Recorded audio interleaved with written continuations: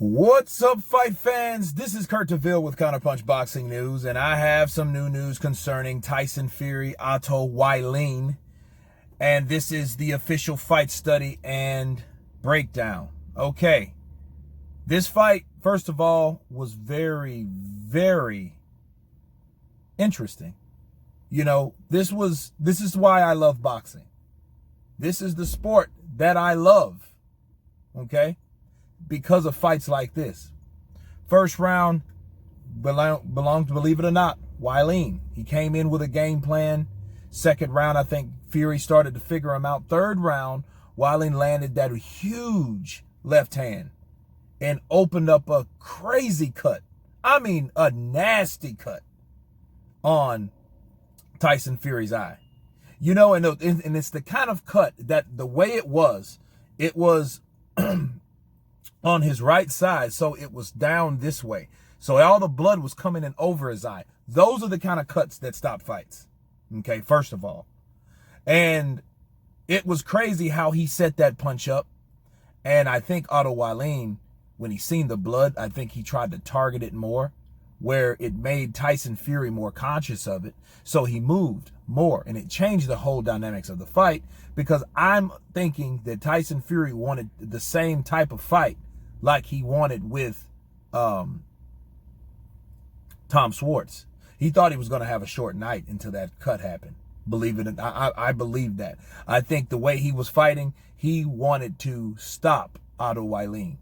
And like I tell people, you're not going to stop anyone. Anyway, fourth, fifth, sixth round belonged to Tyson Fury, even though he was cautious because of the cut, okay?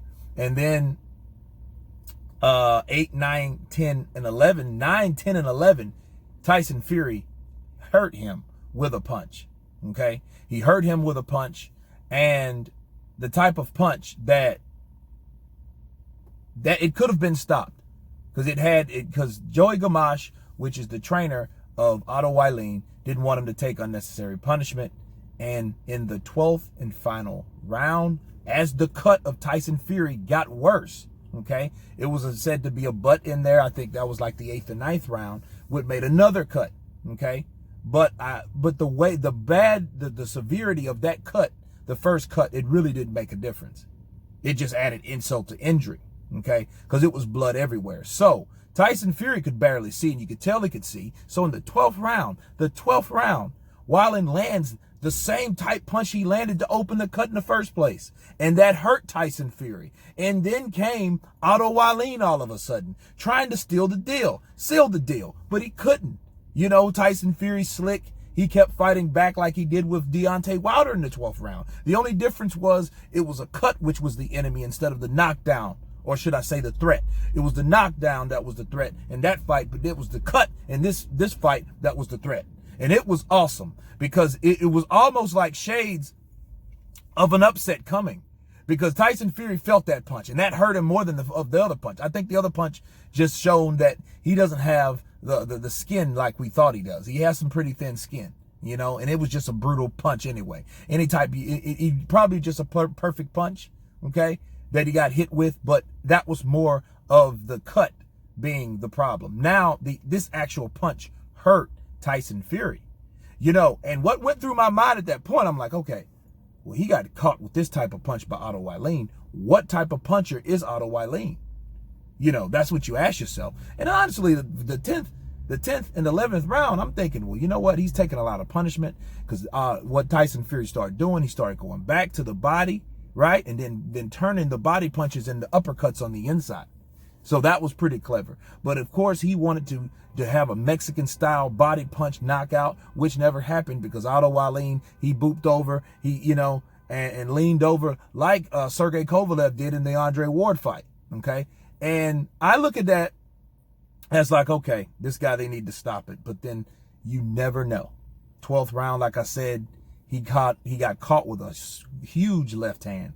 Buckled Tyson Fury, and you could tell he was hurt, because he stopped fighting. He eluded back to the ropes. He started moving his head. You know, instinctively he did that. You know what I mean? But I think it's the 12th round, Otto Wallin, of taking all that punishment in the 8th, 9th, 10th, and 11th round.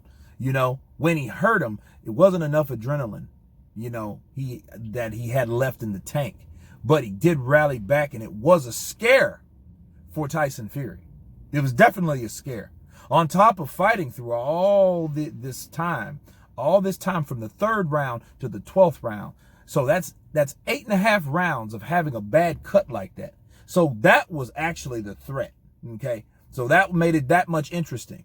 You know what I mean? But this is what I have to say about it. Unanimous decision definitely goes to Tyson Fury. He showed heart, he showed grit, and he also showed, like I told you guys, that you can't overlook a fighter. I don't know if that happened with this fight, but I didn't think Tyson Fury anticipated it to go this way. Okay, Otto Wallin was another undefeated fighter. This isn't a Tom Schwartz. This isn't a guy, because he was taller. Okay, and I noticed taller fighters have a better chance with someone like Tyson Fury. Otto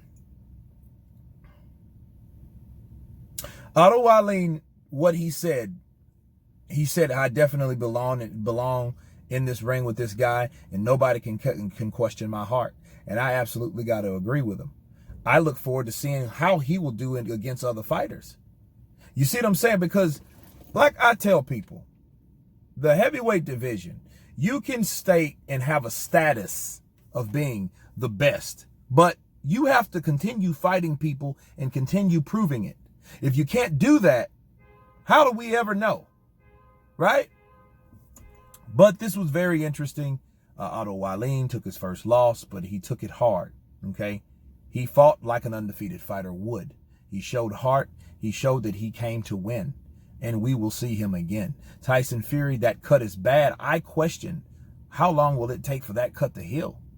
This is, this is September, then October, November, December, January.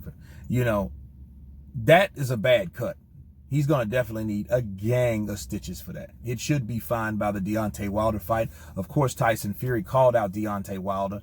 In maybe an hour, I'm going to go live and talk about this, guys, and talk about this fight, with you guys. But anyway, this is the official fight study and post recap. And you guys tell me what you think. Of course, please subscribe. And you guys been Counterpunch. Peace.